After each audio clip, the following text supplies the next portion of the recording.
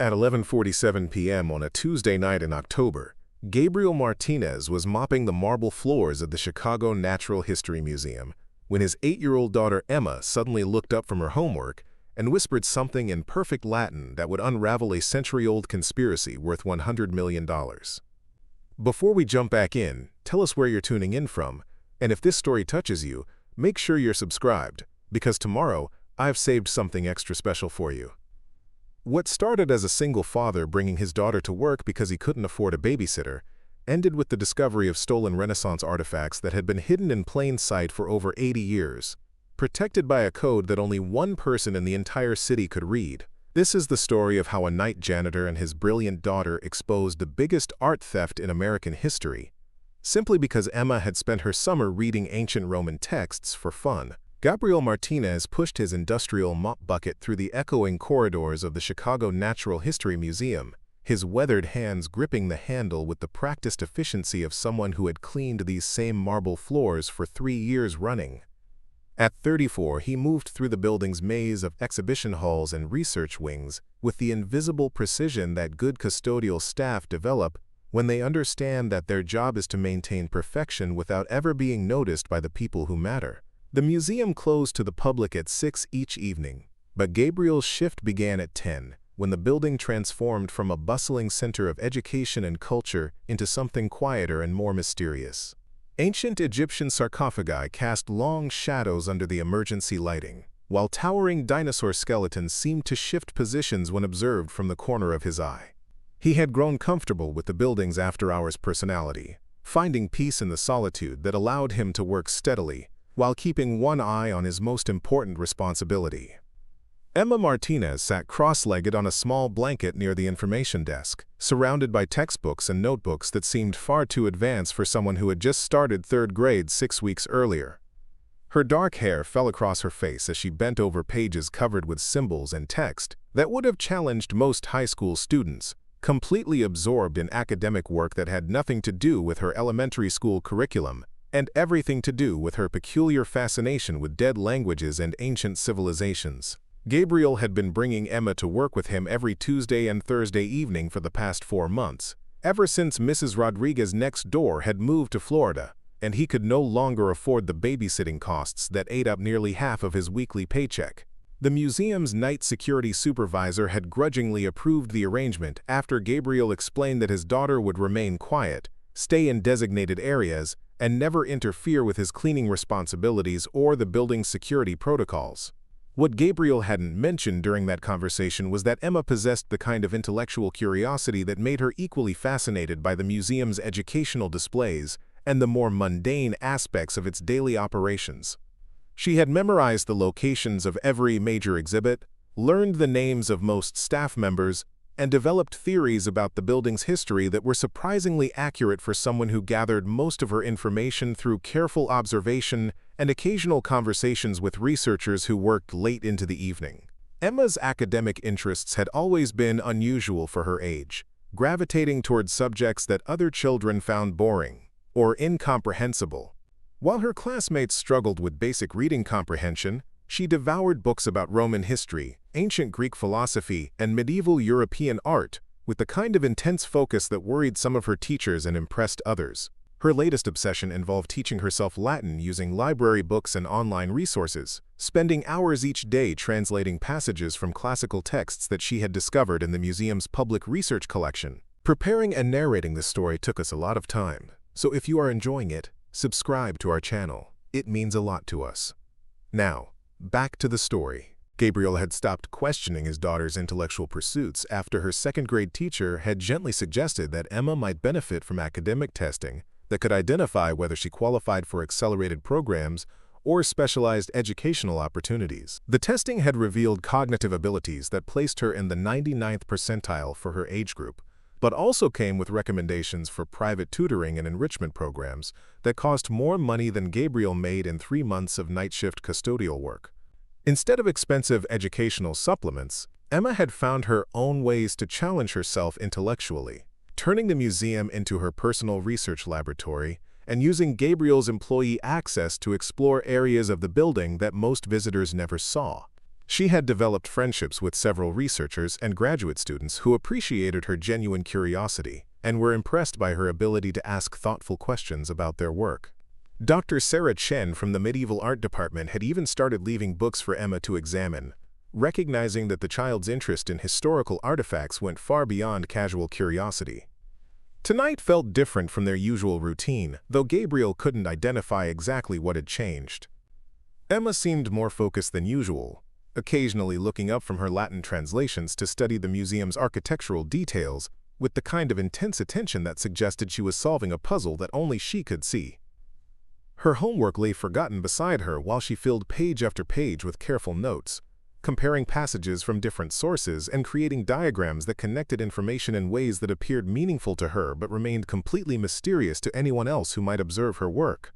Gabriel finished cleaning the main exhibition hall and moved toward the research wing, where Emma had established her evening study area in a quiet alcove that provided good lighting and comfortable seating while remaining close enough to his workstations that they could maintain visual contact throughout his shift.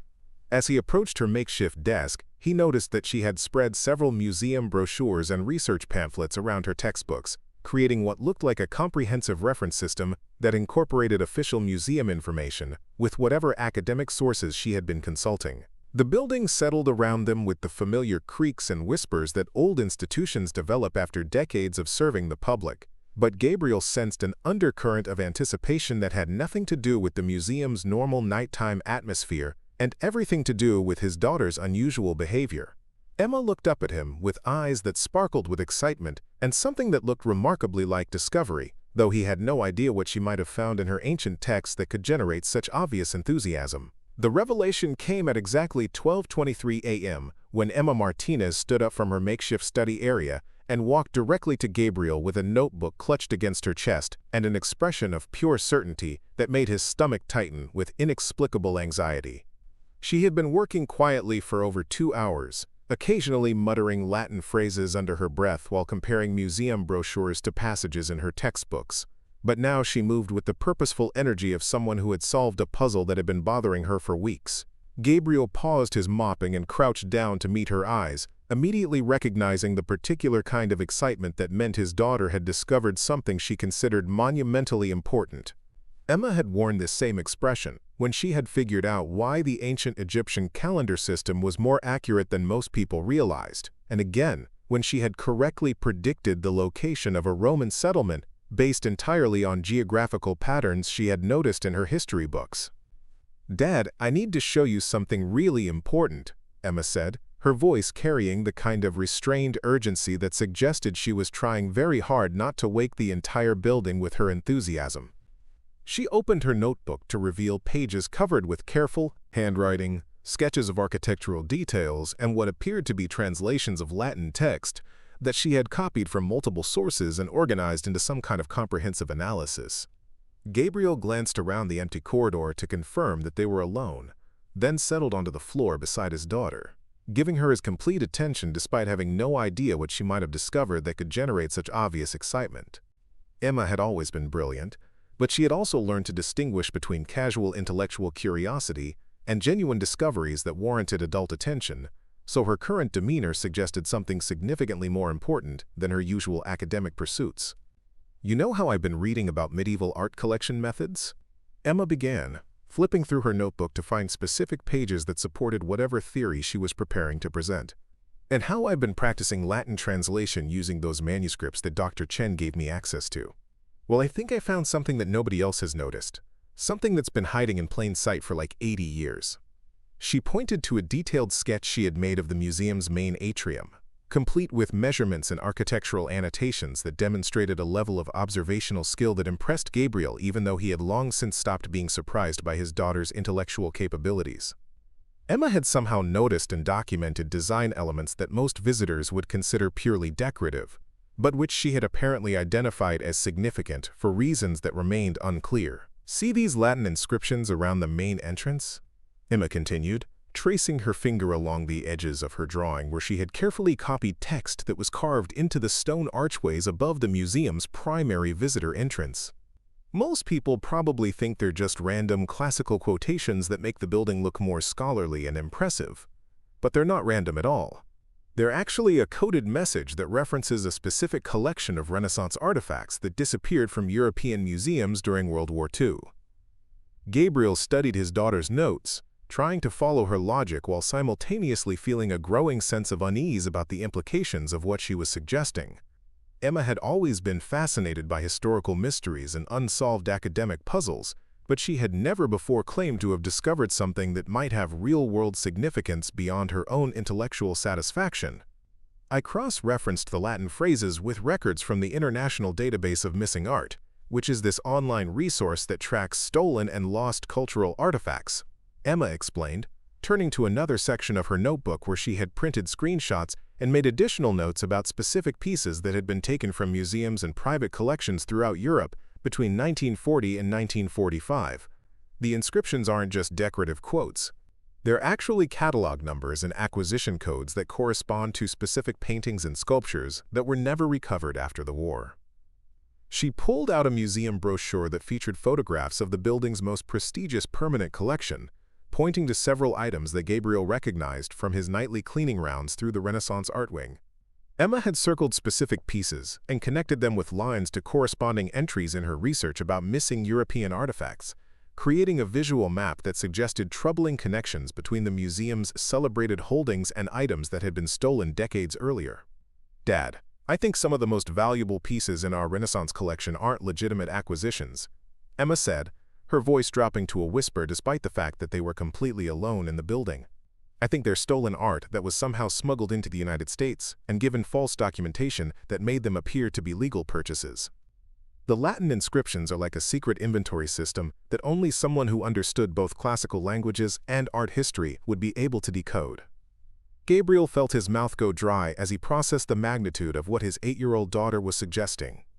If Emma was correct, she had potentially identified evidence of one of the largest art theft operations in modern history, hidden within the institution where he worked every night, and where she had been quietly conducting research for months without anyone paying serious attention to her academic activities.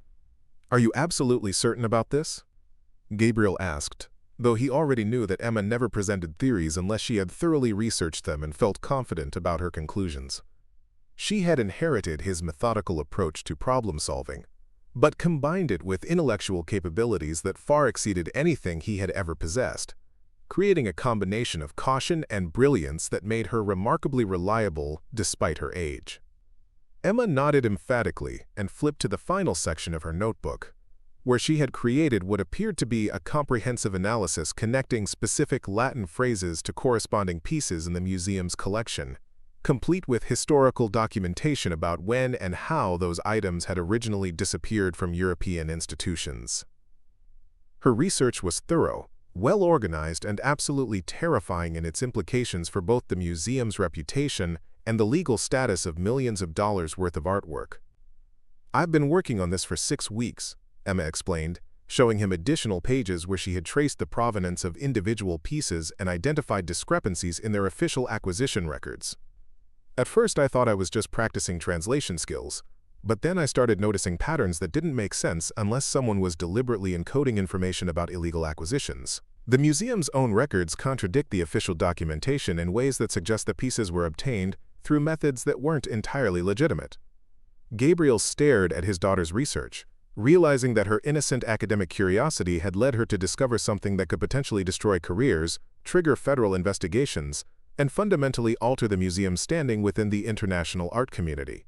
Emma had stumbled onto evidence of what appeared to be a systematic operation to launder stolen European artifacts through legitimate American cultural institutions, using classical languages as a coded communication system that would be invisible to anyone who lacked her specific combination of knowledge and observational skills. "What do you think we should do?" Gabriel asked, though he suspected that Emma had already developed ideas about how to proceed with information that was far too significant to ignore, but also too dangerous to handle carelessly. His daughter had always been thoughtful about the potential consequences of her discoveries, understanding that knowledge carried responsibilities that extended beyond personal intellectual satisfaction. Emma closed her notebook and looked at him with an expression that seemed far too serious for someone who should have been worried about elementary school homework rather than international art theft conspiracies. "I think we need to tell someone who has the authority to investigate this properly," she said quietly. "But we also need to be really careful about who we trust, because if I'm right about this, there are probably people working here who know exactly what these pieces really are and have been protecting this secret for decades." Gabriel felt the weight of his daughter's discovery settling over both of them like a heavy blanket, transforming their quiet evening routine into something that carried implications neither of them was prepared to handle alone. Emma had solved a puzzle that had been hidden in plain sight for over 80 years, but her solution had created new problems that would require adult intervention and potentially put both of them in situations that extended far beyond their usual experience with academic research and intellectual curiosity. The museum's familiar nighttime sound suddenly seemed ominous rather than comforting, and Gabriel found himself wondering how many other people knew about the secret that Emma had uncovered through nothing more than careful observation, classical education, and the kind of persistent curiosity that had always defined her approach to learning about the world around her. The next morning, Gabriel sat across from Dr. Sarah Chen in her cluttered office on the museum's 4th floor, Emma's notebook spread between them, like evidence in a case that neither adult had expected to be investigating. Dr. Chen had agreed to meet with them after Gabriel's carefully worded phone call, explaining that his daughter had discovered something unusual during her Latin translation work, though he had deliberately avoided mentioning the specific nature of Emma's findings until they could speak privately. Dr. Chen picked up her reading glasses and began examining Emma's research with the methodical attention of someone who had spent 15 years authenticating medieval manuscripts and Renaissance artifacts for major cultural institutions. Her expression shifted from polite interest to genuine concern as she worked through Emma's translations and cross-references, occasionally pausing to verify specific details against reference materials that lined her office walls. "This is remarkably sophisticated analysis for someone her age," Dr. Chen said, glancing at Emma, who sat quietly beside her father, watching the academic review process with the patient attention of someone who understood that adults needed time to process information that seemed obvious to her. "The Latin translations are accurate, the historical connections are sound, and the methodology demonstrates genuine research skills. But the implications are absolutely staggering." Gabriel watched Dr. Chen's face carefully, trying to gauge whether Emma's theories would be dismissed as the overactive imagination of a precocious child or taken seriously as legitimate academic concerns that warranted further investigation. Dr. Chen had always been kind to Emma, encouraging her intellectual curiosity and providing access to research materials that most children would never see, but this situation demanded more than academic mentorship. "I need to show you something that might help explain how this situation developed," Dr. Chen said, moving to a locked filing cabinet behind her desk and retrieving a thick folder that appeared to contain historical documents and correspondence dating back several decades. "I've been researching the museum's acquisition policies from the 1940s and 1950s for a book I'm writing about American cultural institutions and their role in preserving European art during and after World War II. She spread several documents across her desk, including letters, purchase receipts, and authentication certificates that provided a paper trail for many of the pieces that Emma had identified in her research. Gabriel could see immediately that the official records contained gaps and inconsistencies that supported his daughter's theories about questionable acquisition methods. During the war years and the immediate aftermath, many American museums acquired European art through channels that would be considered ethically problematic by today's standards. Dr. Chen explained, pointing to specific transactions that showed artworks being purchased from dealers whose own sources were inadequately documented. There was enormous pressure to preserve cultural artifacts that might otherwise be destroyed or lost, but that noble goal sometimes led to acquisitions that involved stolen or inappropriately obtained pieces. Emma leaned forward to study the documents more closely, her expression indicating that she was connecting this new information to research she had already completed. So the Latin inscriptions could have been a way for someone to keep track of which pieces had questionable provenance, while maintaining plausible deniability if anyone ever questioned the museum's acquisition practices, she said, demonstrating the same analytical thinking that had led to her original discovery. Dr. Chen nodded grimly and pulled out another set of documents that included correspondence between museum administrators and various European art dealers from the late 1940s. The letters revealed a complex network of transactions involving middlemen, private collectors, and institutional buyers, who seemed deliberately vague about the ultimate sources of the artwork they were acquiring. Your daughter has identified what appears to be a coded inventory system that allowed certain museum personnel to maintain records of problematic acquisitions without creating obvious legal liability, Dr. Chen continued, reviewing Emma's notes again with obvious respect for her analytical methods. The Latin phrases serve multiple purposes, appearing decorative to casual observers while providing specific information to anyone who possessed the knowledge necessary to decode them. Gabriel felt a mixture of pride in his daughter's intellectual achievements and anxiety about the potential consequences of her discovery. Emma had uncovered evidence of institutional misconduct that could trigger federal investigations, civil lawsuits, and international diplomatic complications involving the repatriation of stolen cultural artifacts to their countries of origin. What makes this particularly concerning is the estimated value of the pieces your daughter has identified, Dr. Chen said, consulting additional reference materials that provided current market assessments for Renaissance art of comparable quality and historical significance. We're potentially talking about artworks worth tens of millions of dollars, some of which have been displayed as legitimate acquisitions for over 70 years. Emma had been listening quietly to the adult conversation, but now she spoke up with a question that demonstrated her understanding of the broader implications of her research. If these pieces were really stolen during the war, don't they legally belong to the museums or families they were originally taken from? And wouldn't our museum be required to return them even if the people who bought them thought they were legitimate purchases? Dr. Chen's expression became even more serious as she considered the legal and ethical complexities that Emma's discovery had revealed. That's exactly the problem we're facing. International law regarding cultural artifacts stolen during wartime is complex, but there's generally a strong presumption that such items should be returned to their rightful owners regardless of how they were subsequently acquired by good-faith purchasers. Gabriel realized that his daughter had stumbled onto a situation that extended far beyond academic research into territory that involved federal crimes, international treaties, and institutional reputations that had been carefully constructed over decades. The museum's board of directors, major donors, and professional staff had built careers and raised millions of dollars based on the presumption that their collections were ethically and legally obtained. I've been concerned about some of these acquisitions for several years, Dr. Chen admitted, lowering her voice despite the fact that her office door was closed and they were unlikely to be overheard by anyone who might report their conversation to museum administration.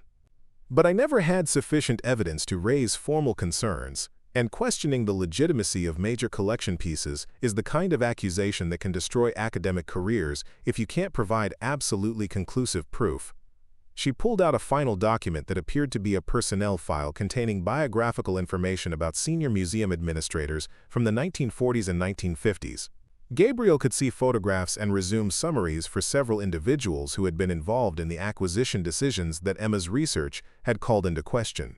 Dr. Harrison Blackwood served as the museum's chief curator from 1943 to 1967. Dr. Chen explained, pointing to a distinguished-looking man whose official biography described extensive European connections and expertise in Renaissance art authentication. He was responsible for most of the acquisitions that your daughter has identified as problematic. His background included relationships with art dealers throughout Europe, some of whom are now known to have been involved in laundering stolen artifacts. Emma studied Dr. Blackwood's photograph with the same intense attention she had given to her Latin translations, as if she was trying to understand the personality and motivations of someone who had been dead for over 20 years but whose decisions were still affecting the museum's operations. Did he leave any records that might room despite her obvious nervousness about speaking to such a distinguished audience? But when I cross-referenced the phrases with art databases, I realized they weren't random decorative quotes. They were actually catalog numbers and acquisition codes that corresponded to specific pieces that had been reported stolen from European museums during World War II. She opened her notebook and began explaining her research methodology, walking the board members through her process of connecting museum pieces to missing art databases and demonstrating how the Latin inscription served as a hidden inventory system. Gabriel watched the adults around the table become increasingly uncomfortable as Emma's presentation made it clear that her discoveries were not the result of chance or imagination, but systematic investigation that had revealed institutional secrets that had been successfully concealed for over 70 years. Board member Richard Steinberg, whose art authentication company had worked with the museum for over 15 years, leaned forward with an expression of growing concern. "Miss Martinez, Have you shared this research with anyone outside of your father and Dr. Chen? Because if this information becomes public before we have an opportunity to investigate these claims thoroughly, it could trigger consequences that extend far beyond our institution. Emma glanced at Gabriel before responding, clearly understanding that her answer would have significant implications for how the board chose to proceed with her discoveries. No, sir. Dad and Dr. Chen both explained that this kind of information needed to be handled carefully, so we came directly to you instead of talking to reporters or posting anything online. But I do think that if these pieces were really stolen, they should probably be returned to whoever they were originally taken from. The room fell silent as board members absorbed the implications of Emma's statement and the ethical challenges that her research had created for the museum's leadership. Gabriel could see that several people around the table were calculating the potential financial and reputational costs of acknowledging that their most celebrated acquisitions might need to be returned to European institutions or private collectors. Dr. Valdez finally spoke, her voice carefully controlled, despite the obvious stress that the situation was creating for someone whose career depended on maintaining the museum's reputation and financial stability. We need to commission an independent authentication review of the pieces that Ms. Martinez has identified. If her research proves accurate, we'll need to work with federal authorities and international art recovery organizations to determine the appropriate response. Morrison nodded grimly and turned his attention back to Gabriel, who had been dreading this moment since the meeting began. Mr. Martinez, I want you to understand that your daughter has potentially uncovered evidence of serious criminal activity that occurred decades before any of us were involved with this institution. However, the way we handle this situation going forward will determine whether we're remembered as an organization that did the right thing when confronted with uncomfortable truths, or one that prioritized institutional interests over ethical responsibilities. Gabriel felt the weight of the moment settling over him as he realized that his response would influence how the museum's leadership chose to proceed with information that could transform their institution and potentially destroy careers that had been built on the presumption that their collections were legitimate. Emma's research had created a situation where doing the right thing would be enormously expensive and potentially devastating, while covering up her discoveries would require the kind of active deception that could eventually lead to even worse consequences. My daughter believes that stolen art should be returned to its rightful owners, Gabriel said quietly, his voice carrying across the silent conference room with surprising authority. And I believe that my daughter is usually right about important things, even when her conclusions create problems for adults who would prefer that she hadn't made certain discoveries. Board member Hayes smiled slightly at Gabriel's response, apparently appreciating his direct approach to a situation that most people would have tried to navigate with more diplomatic language. Mr. Martinez, are you and your daughter prepared to work with federal investigators if we determine that this situation requires law enforcement involvement? Because authenticating stolen art claims typically involves FBI art crime team specialists and potentially international cooperation with European authorities. Emma's eyes lit up with obvious excitement at the possibility of working with federal investigators, though Gabriel suspected that she was more interested in the intellectual challenge than in any potential legal drama. I'd like to help however I can, she said enthusiastically. I think I could probably identify other coded inscriptions throughout the building if someone wanted me to do a comprehensive survey of all the Latin text in the permanent collection areas. Morrison exchanged glances with several other board members before addressing Emma directly. Ms. Martinez, what you've discovered here represents one of the most significant art authentication challenges that any American museum has faced in recent decades. If we proceed with a full investigation, it will likely take months or years to resolve completely, and the results could fundamentally change how this institution operates. Are you prepared for that level of responsibility? Emma considered the question seriously before responding with the kind of thoughtful certainty that had characterized her approach to academic challenges throughout her young life. I think that if people stole these pieces from museums and families during the war, then keeping them would still be stealing, even if nobody meant to do anything wrong when they bought them later. So yes, I'm prepared to help fix this problem, even if it's complicated and takes a long time. Gabriel watched his 8-year-old daughter commit herself to exposing a conspiracy that had been hidden for over 7 decades, understanding that Emma's moral clarity had just transformed a potential institutional cover-up into an investigation that would likely reshape one of Chicago's most prestigious cultural organizations. The board members around the table were clearly recognizing that they could no longer treat this situation as a manageable crisis that could be contained through careful public relations and strategic legal maneuvering. "Then we proceed with a full investigation," Morrison announced, his voice carrying the weight of a decision that would have consequences extending far beyond the walls of the conference room. "Dr. Valdez will coordinate with federal authorities and will establish protocols for working with Ms. Martinez as a consulting researcher. This institution was founded on principles of education and cultural preservation, and we will not compromise those values to protect acquisitions that may have been obtained through questionable means." 6 months later, Gabriel stood beside Emma on the steps of the Chicago Natural History Museum as she addressed a crowd of reporters, federal investigators, and international art recovery specialists who had gathered to witness the largest voluntary repatriation of stolen wartime artifacts in American museum history. The investigation that had begun with an 8-year-old girl practicing Latin translations had ultimately identified 47 pieces worth over $100 million that would be returned to European institutions and families from whom they had been taken during World War II. Emma wore a navy blue dress that Gabriel had purchased specifically for this occasion, her notebook replaced by a formal speech that Dr. Chen had helped her prepare for the media attention that her discoveries had generated throughout the international art community.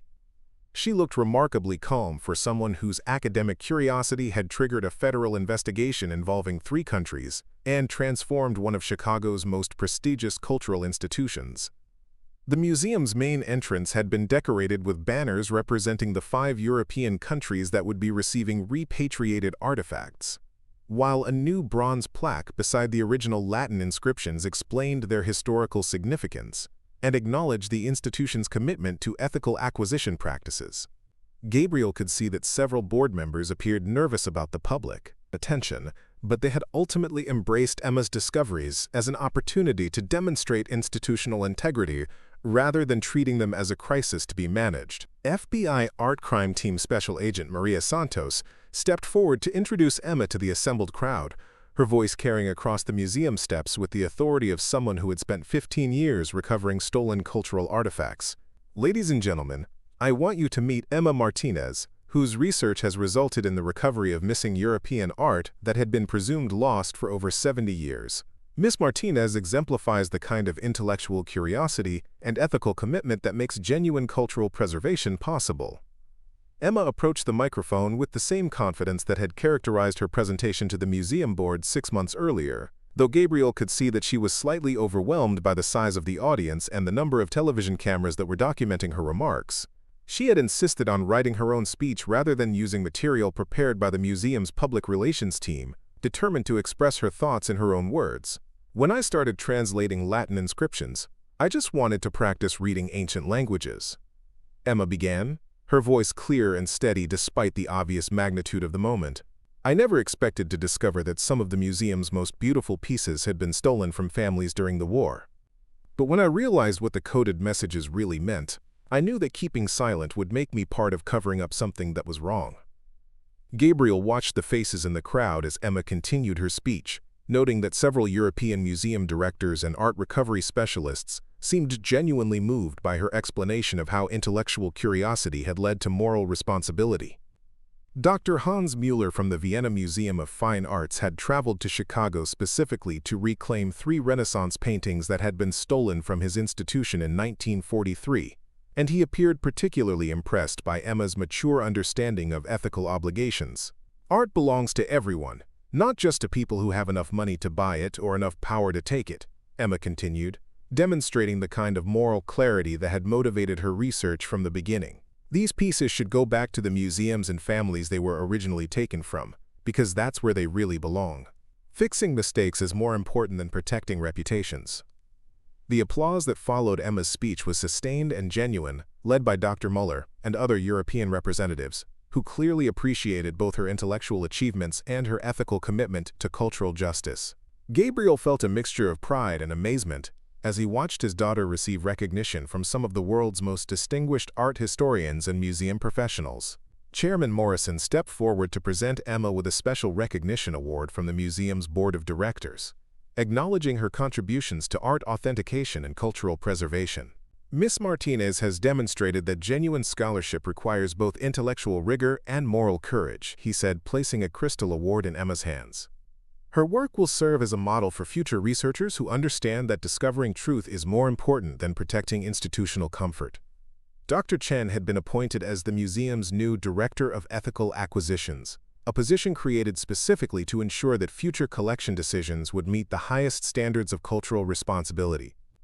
She joined Emma at the microphone to announce the establishment of the Emma Martinez Fellowship for Young Researchers, a program that would provide educational opportunities for children who demonstrated exceptional intellectual curiosity and commitment to ethical scholarship.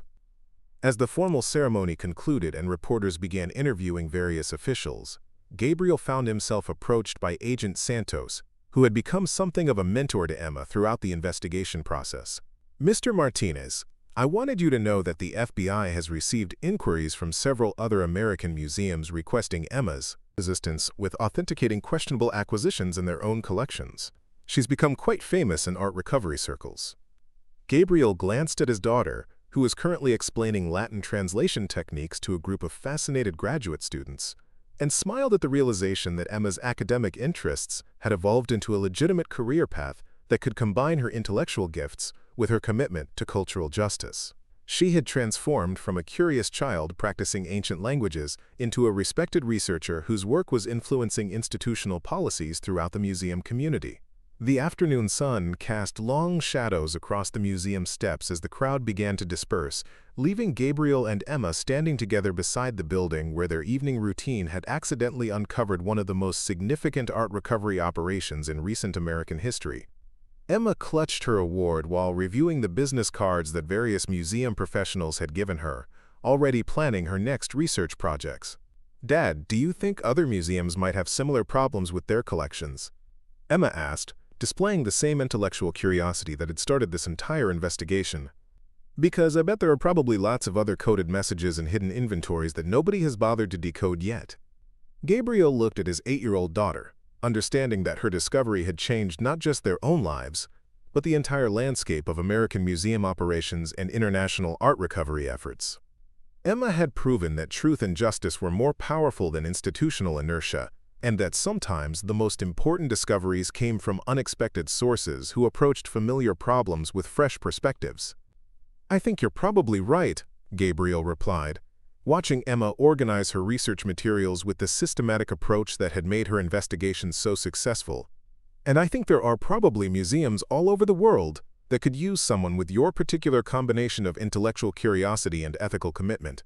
Up next, you've got 2 more standout stories right on your screen. If this one hit the mark, you won't want to pass these up. Just click and check them out.